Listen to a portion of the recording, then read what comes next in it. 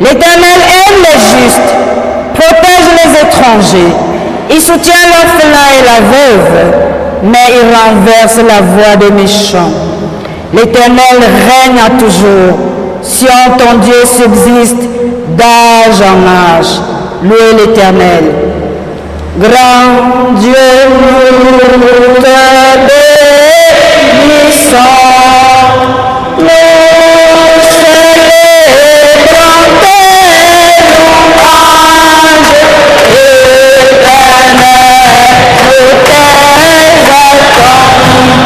De concert avec les anges et prosterne devant toi.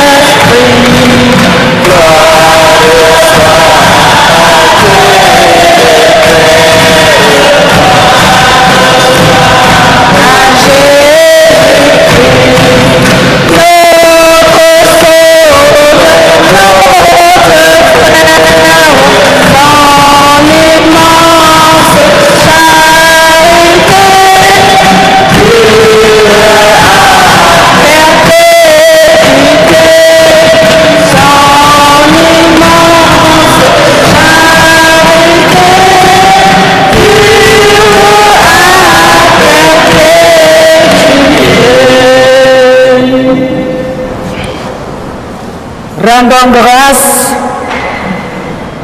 en chantant et avec joie avec le groupe liturgique. Nous allons d'abord confesser notre foi, nos péchés. Tournons-nous vers Dieu, notre secours, afin qu'il nous fasse miséricorde et demandons qu'il daigne bien nous accorder pardon de nos péchés. Nous sommes en prière. Seigneur, toi qui entoures et diriges ceux que tu as établis dans la solidité de ton amour, donne-nous de demeurer sans défaillance dans la crainte et l'amour de ton nom. Accorde-nous un esprit qui oublie la rancune, une conscience pure et sincère et un cœur capable d'aimer nos frères et de te servir avec fidélité.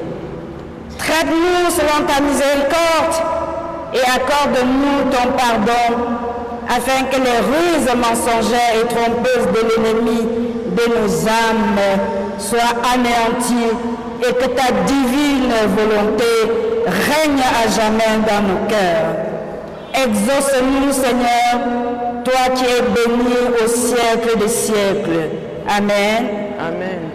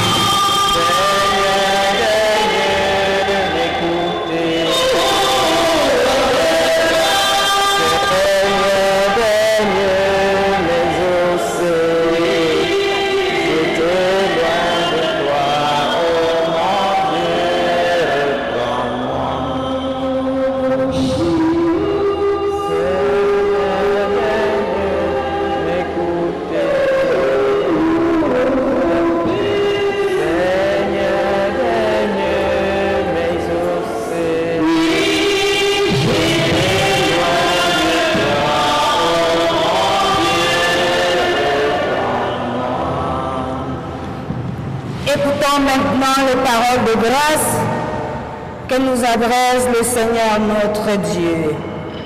L'Éternel est près de tous ceux qui l'invoquent avec sincérité. Il accomplit les désirs de ceux qui le craignent. Il entend leurs cris et il les sauve. Amen. Amen.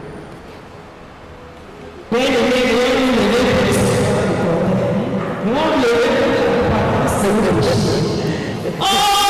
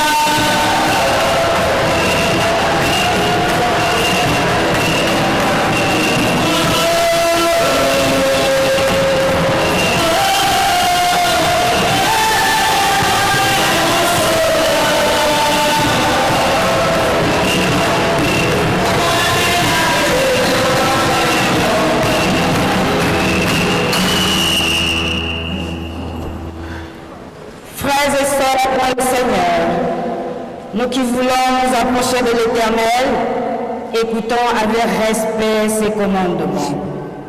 Que tout ce qui est honorable, que tout ce qui est vrai, que tout ce qui est juste, que tout ce qui est pur, tout ce qui est aimable, tout ce qui mérite l'approbation, tout ce qui est vertueux et digne de louange soit l'objet de vos pensées.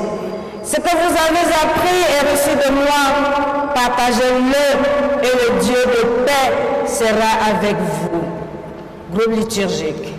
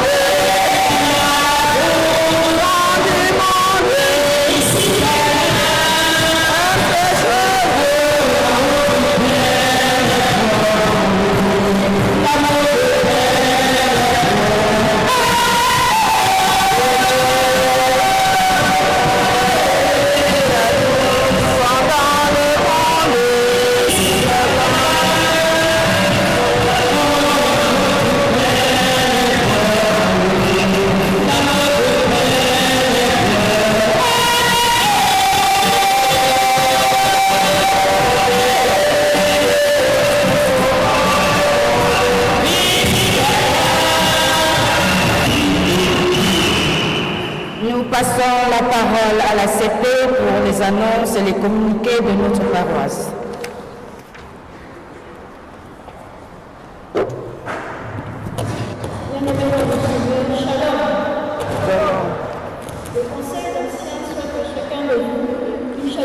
Tu n'as pas bien dormi. Tu n'as pas bien dormi. Oui, parce que tu bailles.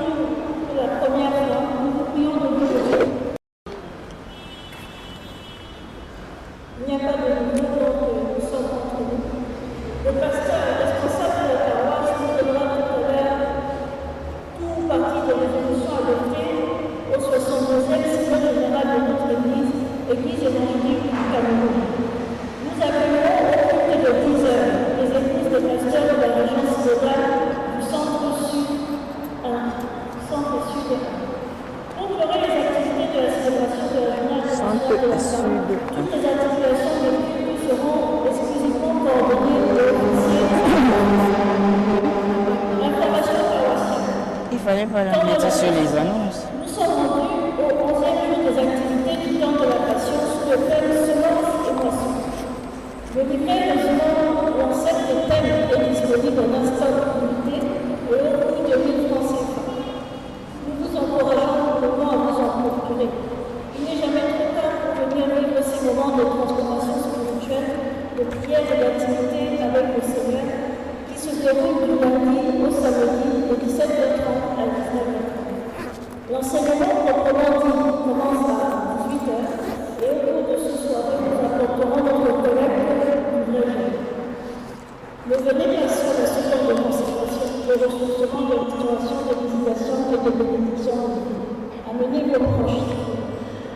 Le programme du temps de la passion se trouve au verso de votre feuille de culte. Les membres du groupe sont invités à prendre part active et à illustrer leurs activités jusqu'à la célébration de Pâques, le dimanche 20 avril 2025.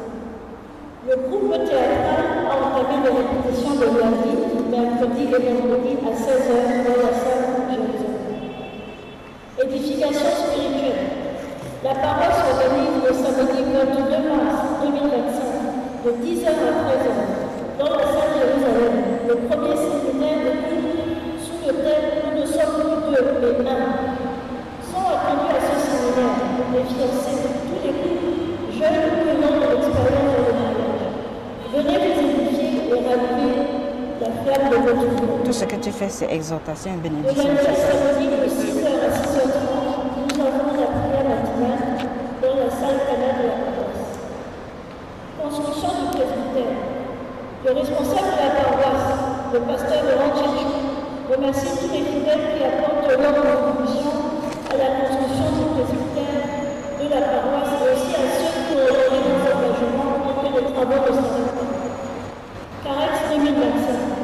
L'organisation du Carrefour de l'Excellence 2025 est lancée avec la publication ce dimanche 16 mars 2025 de la liste définitive des candidats aux examens officiels qui se sont inscrits depuis le premier trimestre de l'année scolaire et académique. Nous appelons les parents, étudiants et élèves à être davantage disciplinés et de respecter le chronogramme d'organisation du CAREX. Le CAREX concerne exclusivement les jeunes inscrits dans la paroisse de l'État. Chorale Golden Voices.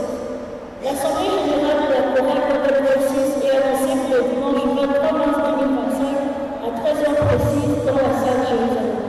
Tous les choristes membres de notre sympathisants sont invités à une rencontre. Main levée.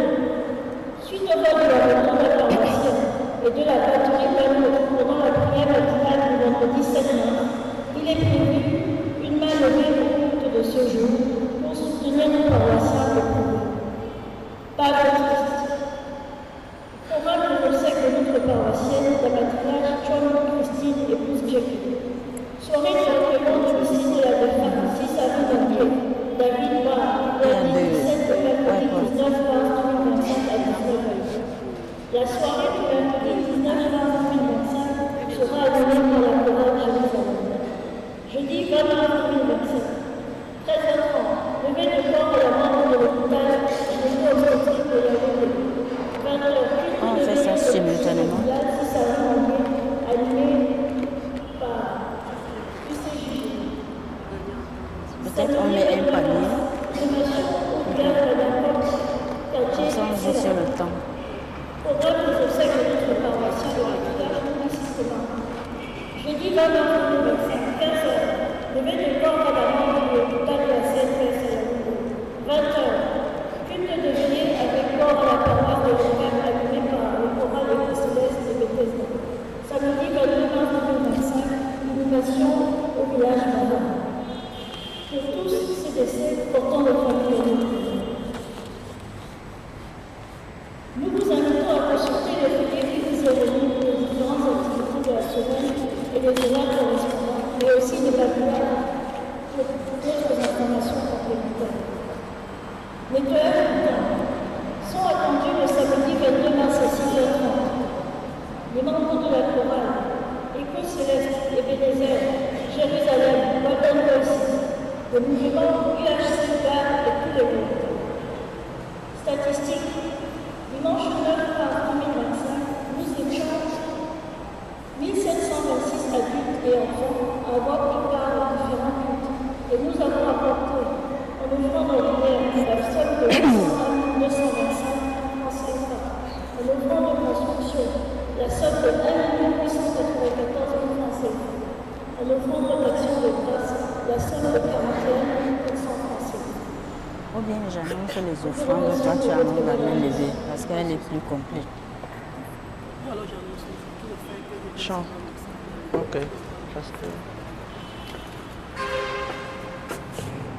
Bien-aimés, frères et sœurs en Jésus-Christ, bonjour. Bonjour. Bonne fête de moment. Merci. La science est au camp aujourd'hui et nous voyons davantage l'efficacité de nos femmes. Est-ce que nous pouvons pas applaudir?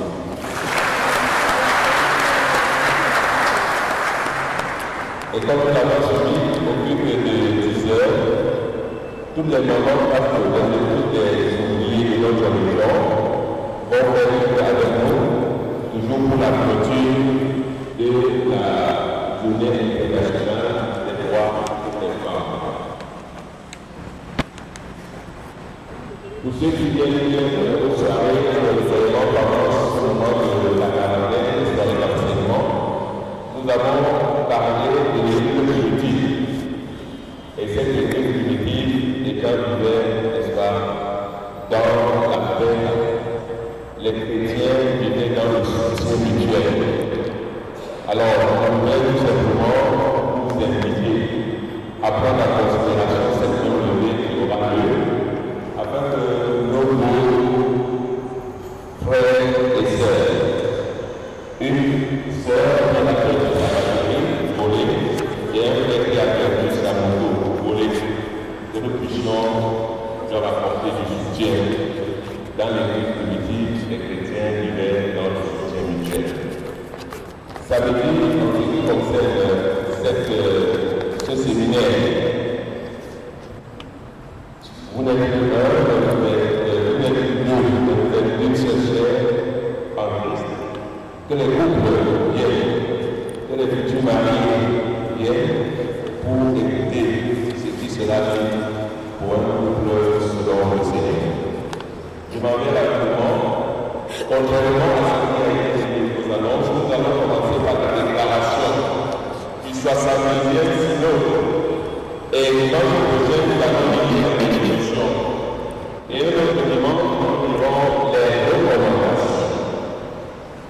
Déclaration du 70e synode général de l'Église évangélique du Cameroun dans la région synodale du Centre. Nous, délégués au 70e synode général ordinaire de l'Église évangélique du Cameroun, réunis du 27 février au 2 mars 2025 dans la région synodale du Centre au temps du centenaire, sous convocation du président de l'Église, le pasteur de l'Avena Alexandre. Nous sommes penchés et avons réfléchi sur notre foi, notre vie et notre mission en tant qu'Église. Ces travaux de l'hommage souverain de notre Église qui ont mobilisé des filles et fils venus des 4 coins de notre pays, ainsi que de la diaspora, ont été précédés par la tenue des congrès nationaux des femmes et des jeunes, de la pastorale nationale et du conseil synodal général conformément aux textes fondamentaux de notre Église. Les travaux du synode se sont déroulés dans un esprit de convivialité et de fraternité, retrouvés entre les membres d'une même Église en réconciliation, dans un environnement marqué au temps interne par le défi de la mise en œuvre de la vision 2043, porteuse du projet de refondation et dans l'environnement national par la situation socio-économique difficile, ainsi qu'une certaine frénésie liée aux échéances électorales à venir.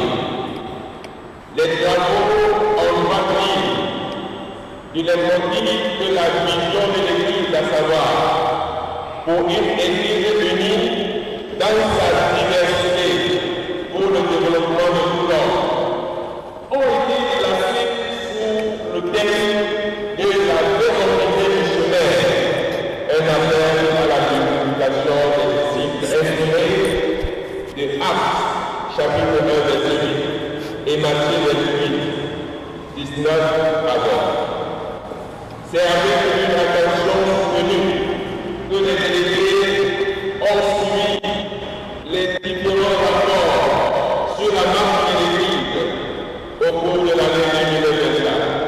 Ils ont salué la mise en place et le fonctionnement effectif de tous les organes statutaires ainsi que l'adhésion progressive des 22 régions locales et des 850 paroisses à la nouvelle région de l'Église. Les délégués généraux ont porté une attention particulière sur la mise en œuvre par le niveau national de la vision de l'Église et apprécié les avancées promoteuses sur chacun des axes de cette vision, à savoir l'éducation, la quête des âmes, la justice, paix et sauvegarde de la création, responsabilité sociale, les projets d'investissement, les jeux, la gouvernance, la construction de l'unité et de la refondation de l'Église. Ils encouragent le gouvernement national à poursuivre de manière soutenue ces efforts qui permettront de réaliser les objectifs qu'il s'est fixés dans son plan d'action quinquennal. Les délégués généraux recommandent de manière particulière au Bureau national de poursuivre la reprise en œuvre des œuvres de témoignage, notamment les hôpitaux et les centres de santé, les établissements scolaires et universitaires, la CAMER, en vue de leur assainissement et leur redressement définitif. Il est encouragé à cet égard le Bureau national à accentuer la coopération des gardes avec les partenaires nationaux et internationaux. Les délégués généraux ont relevé la nécessité de renforcer la paix, la réconciliation et l'unité, approuvant le projet d'organisation d'une semaine nationale de l'unité de l'Église sous l'égide du Bureau national les prochains mois. S'agissant du contexte national, le Synode général a porté une attention particulière sur les difficultés et les défis auxquels sont confrontées les populations, autant sur les plans sécuritaires et économiques que sociaux et environnementaux. Il exhorte le gouvernement à faire davantage d'efforts pour améliorer les conditions de vie des populations. Le Synode général invite l'ensemble des acteurs de la société camerounaise à s'éloigner des discours de haine, d'exclusion et de violence.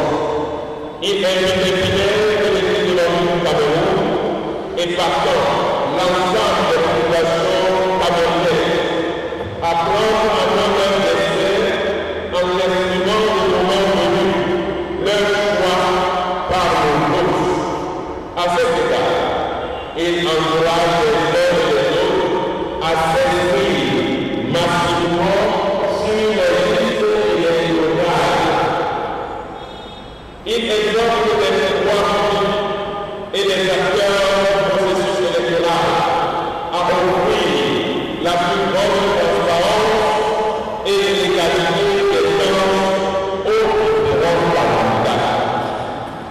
Les délégués au Synode général expriment leur gratitude et reconnaissance aux fidèles de l'Église de l'Orient du Cameroun en général, et en particulier ceux de la région synodale puissante pour leur amour et leur attachement bénéfique à eux aussi. Les délégués du 70e Synode général parlent avec un sentiment d'assurance, de grâce à l'Éternel. Notre Église est en marche sur le chemin de sa restauration.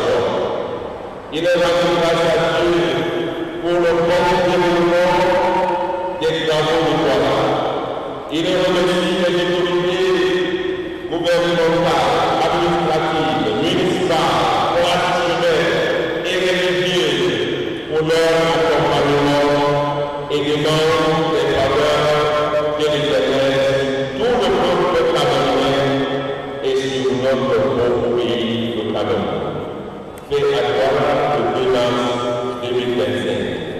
Signé et co-signé le président du 72e Synode général, le pasteur Carlos Simonieux, le président d'Église, le pasteur Bilal Benda Aliman.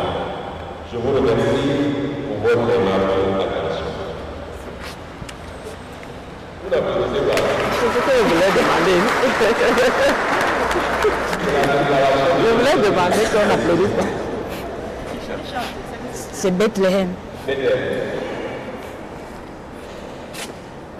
S'il vous plaît, avant que vous veniez, je voudrais m'excuser pour l'invitation à Colombo et nous serons encore ensemble avec les femmes au public du 10 heures. Les moments, une fois de plus, bonne fête. Merci.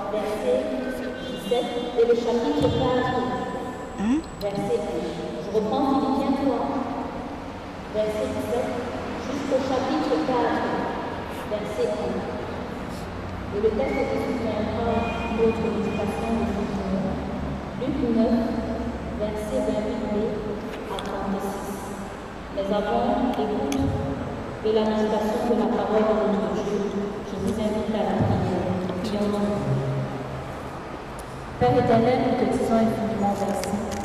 Toi qui nous rassembles dans la formation Jésus. Merci infiniment parce que tu as permis que, malgré toutes les occupations que nous avons au quotidien, que nous puissions nous libérer pour nous trouver en ce lieu.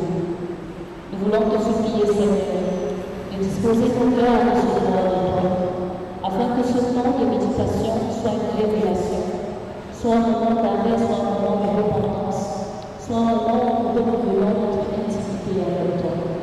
Merci de parler au travers de ta servante de Jésus. Utilise-la comme un instrument de Père et fais en sorte que ce soit un moment où tu te manifestes de manière heureuse et de manière puissante pour toucher nos cœurs et nous rapprocher de toi. C'est par le nom de ce que Jésus-Christ que nous t'avons prié. Amen. Amen. Je m'approche de toi, Seigneur Jésus. Souffle de vie.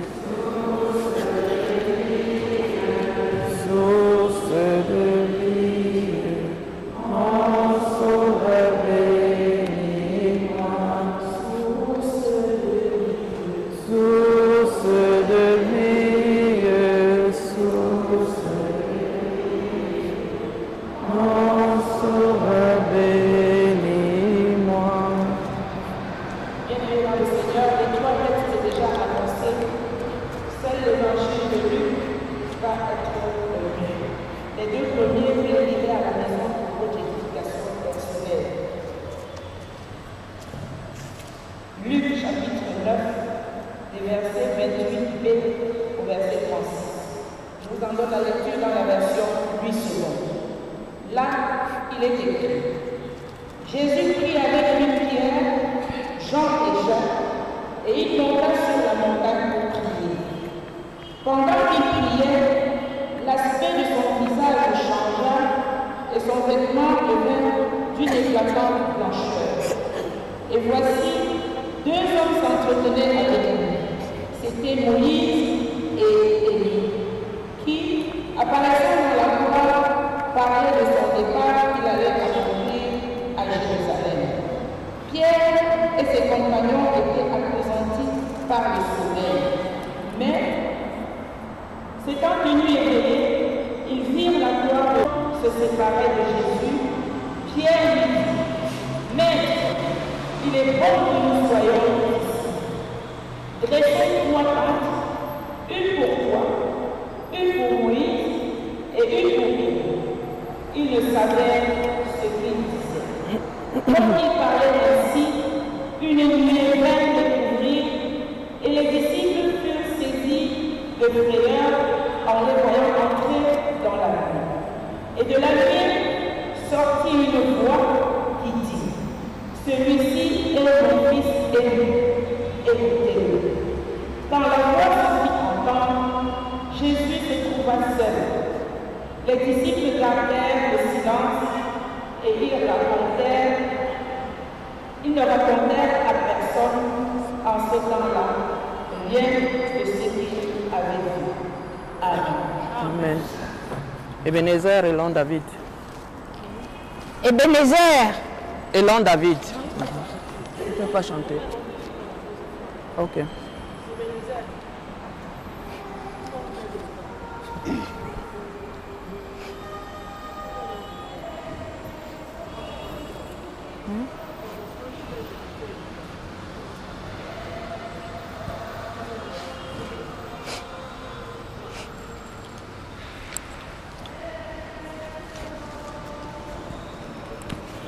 David, c'est même, il y a combien de mamans?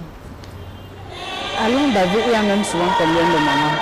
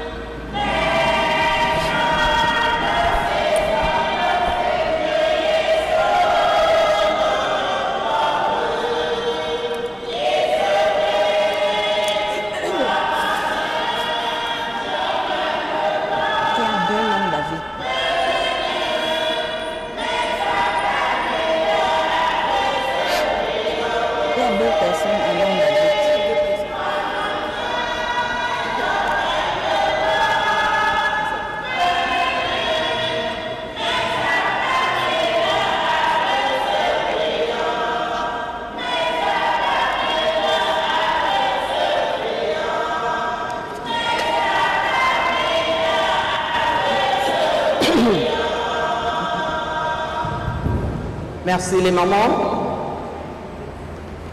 Bien-aimés dans le Seigneur, bonjour. Bonjour à tout le monde. En ce deuxième dimanche du temps de la Passion, Permettez-nous, avant toute chose, de rendre grâce à Dieu Tout-Puissant qui nous a choisis ce matin pour porter la parole divine. Nous voudrions également remercier les pasteurs Tchétou, Laurent, responsable en chef, et Kenyé Lilienne, en charge de la commission Famille et Genre, qui ont bien voulu rendre concret le choix de notre Dieu. Comme nous l'avons suivi aux annonces, notre paroisse a dédié ce jour à la valorisation des femmes dans le prolongement des activités de la Journée internationale des droits de la femme, qui cette année est placée sous le thème, je cite, « Pour toutes les femmes et les filles, droit, égalité et autonomisation ». C'est dans cela qui nous vaut l'honneur d'être impliqués à la conduite de ce culte. Il faut tout d'abord souligner que dans l'Église, comme dans la société en général, la femme a longtemps été reléguée à des rôles secondaires. Aujourd'hui, bien que les choses aient évolué, beaucoup continuent de penser que sa place reste à la maison. Il est donc question, à travers le thème que je viens de lire, d'amener la société à reconnaître à la femme, plus que par le passé, les mêmes droits qu'à l'homme, à lui offrir les mêmes chances et les mêmes opportunités, à la former pour qu'elle puisse participer pleinement à l'avancement de la société tout entière, y compris de l'Église. Bien-aimés, si nous rentrons dans les Saintes Écritures, nous verrons que de nombreuses femmes étaient disciples de Jésus. Même si elles ne figurent pas parmi les 12 apôtres que nous connaissons. C'est le cas par exemple de Marie-Madeleine, de Jeanne, de Suzanne et bien d'autres qui n'ont pas été nommés. Quand nous parcourons la Bible, nous verrons effectivement que beaucoup de femmes et d'hommes suivaient Jésus. L'évangéliste Luc, dont nous étudions une portion des Écritures ce matin, nous montre clairement que les femmes faisaient partie du groupe qui suivait Jésus partout, au même titre que les hommes. Nous en avons pour preuve Luc au chapitre 1, les versets 1 à 8, au chapitre 24, les versets 1 à 3 également. Alors, si Jésus, qui représente Dieu, être suprême, a pu impliquer les femmes dans son ministère, qui sommes-nous, dirigeants du monde? Qui sommes-nous, dirigeants de l'Église, chère famille, pour ne pas leur offrir la possibilité de s'exprimer dans tous les domaines de la vie? Mes frères et sœurs, revenons au texte qui sous-tend la prédication de ce matin. Il faut tout d'abord comprendre que, de façon générale, l'évangile de Luc, comme les autres évangiles, raconte la vie et l'œuvre de Jésus, Fils de Dieu et Sauveur du monde. S'agissant particulièrement de la portion qui a été lue par l'une de nos mamans, si nous devions lui donner un thème, nous parlerions de la transfiguration. Que chacun répète, la transfiguration de Christ. Luc n'utilise pas dans son texte le mot transfiguration. Il préfère décrire le changement qui s'est opéré en Jésus, qui en réalité renvoie à la transfiguration. En fait, c'est quoi la transfiguration? Ou encore transformation au sens spirituel. La transfiguration, c'est cet épisode de la vie de Jésus-Christ dans lequel Jésus change d'apparence corporelle pendant quelques instants pour révéler sa nature divine à 3 de ses disciples, comme nous l'avons lu, Pierre, Jean et Jacques. Vous pourrez vous demander qu'est-ce qui a suscité cette transfiguration. Le texte nous dit que Jésus était allé à la montagne pour prier comme il le faisait d'habitude à chaque moment important de sa vie. Jésus se préparait donc à vivre sa passion, mission qui allait être marquée par beaucoup de souffrance et d'humiliation. Mais avant cela, il se tourne vers son Père par la prière. Et pendant ce moment de communion intime avec Dieu, qui est lumière, un reflet de la gloire éternelle de Dieu va resplendir en Jésus, son Fils bien-aimé.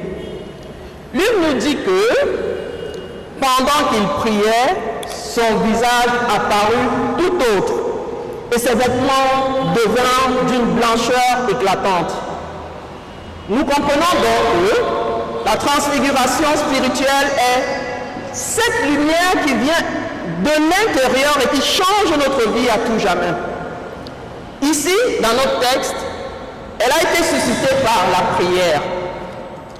Chers frères et sœurs en Jésus-Christ, dimanche dernier, l'épître de Paul aux Romains nous entretenait sur la foi chrétienne. Aujourd'hui, Luc nous parle de la prière qui n'est en réalité possible que par la foi. En fait, si Jésus n'avait pas une foi aveugle à son Père, il ne se tournerait pas vers lui chaque fois qu'il devait réaliser quelque chose d'important. En effet, dans la Bible, nous verrons que, et même dans la vie de façon générale, nous verrons que toutes les grandes révélations de Dieu ont lieu en réponse à la prière. La prière nous rapproche donc de Dieu, et quand nous prions sincèrement, nous sommes transformés. Nous nous sentons soulagés de nos fardeaux. Nous avons le sentiment d'être même invincibles parce que Dieu se révèle à nous.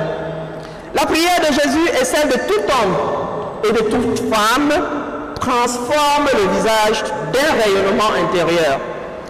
Bien-aimés, en ce temps de la passion de Christ, comme en tout temps, prenons un moment pour nous mettre à l'écart avec Jésus, pour prier, pour contempler et pour écouter le Maître et demeurer en lui. Non seulement le visage de Jésus était transformé, mais ses vêtements l'ont été également. Il devint d'une blancheur éclatante. Dans la Bible, les vêtements ont une certaine importance. Le blanc, par exemple, est le signe des êtres célestes. C'est aussi symbole de pureté. Ainsi, quand il nous est souvent demandé de porter des vêtements blancs lors des sacrements, c'est signe que les disciples sont associés à la gloire de Dieu et non pas une fantaisie de l'Église comme certains pensent à le croire, penchent à le croire. Jésus avait l'habitude de se retirer tout seul sur la montagne pour prier. Mais cette fois-ci, il se fait accompagner par 3 de ses disciples. Ce n'est du tout pas anodin. En fait, dans les versets qui précèdent le texte qui sous-tend notre prédication, Jésus donne des indications pratiques sur la vie de disciples. Après ces consignes, il va donc choisir 3 de ses disciples pour leur donner la preuve qu'il est véritablement le Fils de Dieu.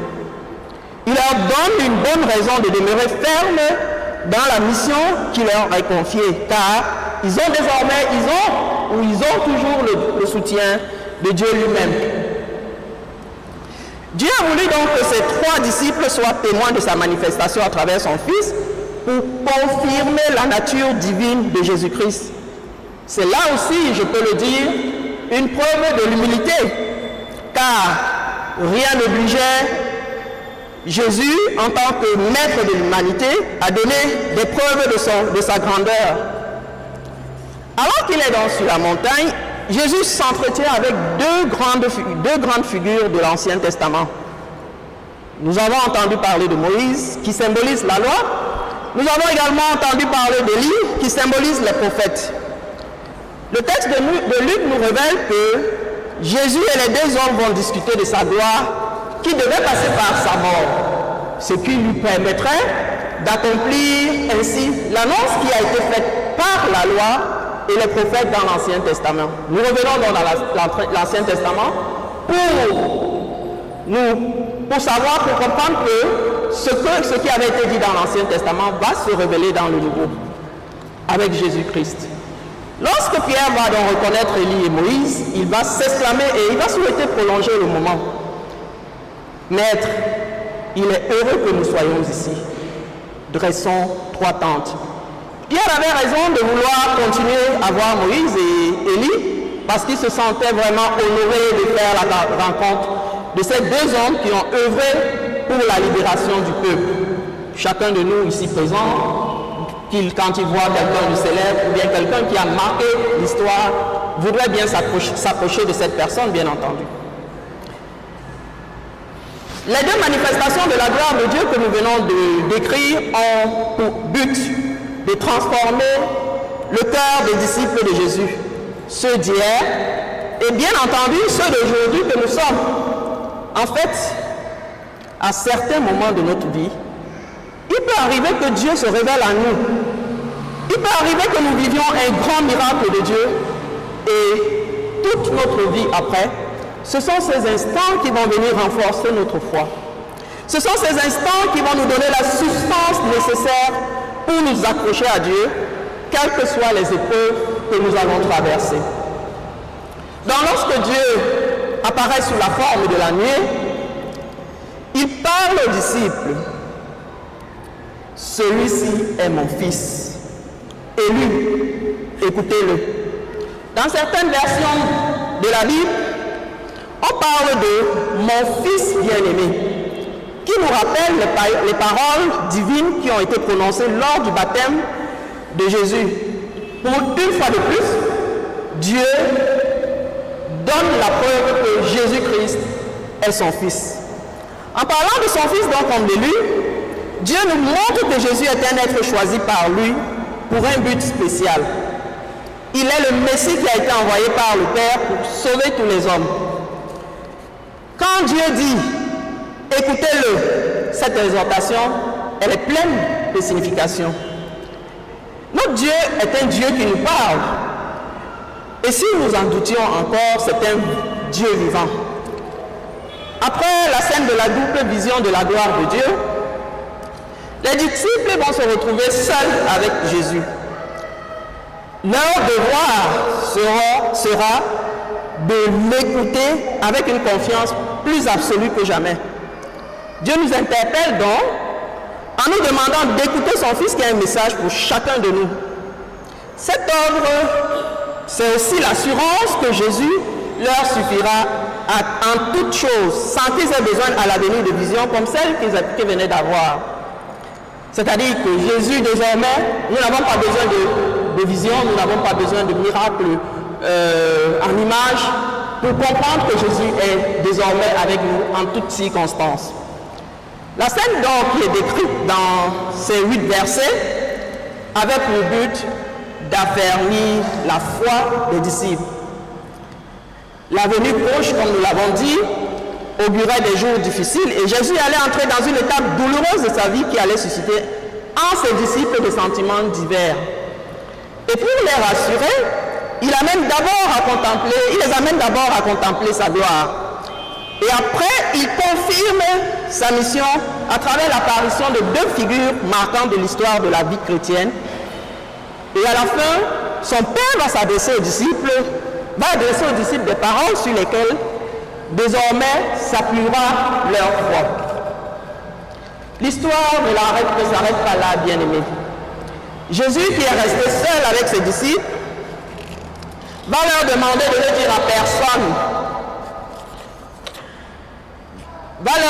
ne dire à personne. Ce qui s'est passé.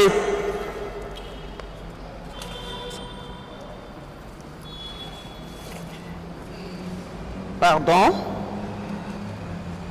Lorsque Pierre va donc rencontrer Élie et Moïse, il va s'exclamer et il va vouloir rester avec eux. Jésus, lorsqu'il reste seul avec ses disciples, va leur demander de ne dire à personne ce qui s'est passé. Luc, dans son texte, ne dit pas que le silence leur avait été imposé par Jésus, leur maître, contrairement au texte de Matthieu dans le chapitre 17, le verset 9, et Marc au chapitre 9, le verset 9. Mais Luc déclare qu'ils gardèrent le silence et ne dirent rien à personne. Jésus, dans ce verset qui met fin au chapitre de la transfiguration, se montre, on le voit proche de ses 3 disciples. Il est proche de ses 3 disciples comme il est proche de nous autres, les disciples d'aujourd'hui. Il crée une complicité avec eux. Ils sont désormais liés par un secret. Et cette complicité peut également s'étendre à nous autres. Mais pour vivre cette complicité avec Jésus-Christ, il faut que nous acceptions Jésus comme Seigneur et Sauveur, en parole, mais aussi en acte. Chers frères et sœurs, ceci devrait nous amener à nous poser quelques questions. Comment recevons-nous le Seigneur dans notre vie quotidienne? Prenons-nous le temps de l'écouter tous les jours? Sommes-nous disposés à écouter le message qu'il veut nous transmettre? Acceptons-nous d'être conduits à la vie éternelle par le Seigneur? Ou alors, nous ne nous tournons vers lui que lorsque nous sommes en difficulté? Ces questions, chacun de nous peut leur répondre en faisant une introspection. Si donc nous recevons le Seigneur comme le Fils de Dieu, comme Dieu lui-même, et que nous mettons en lui notre foi pour la vie éternelle, alors la grâce pourra faire son chemin en nous et transformer notre conduite au quotidien.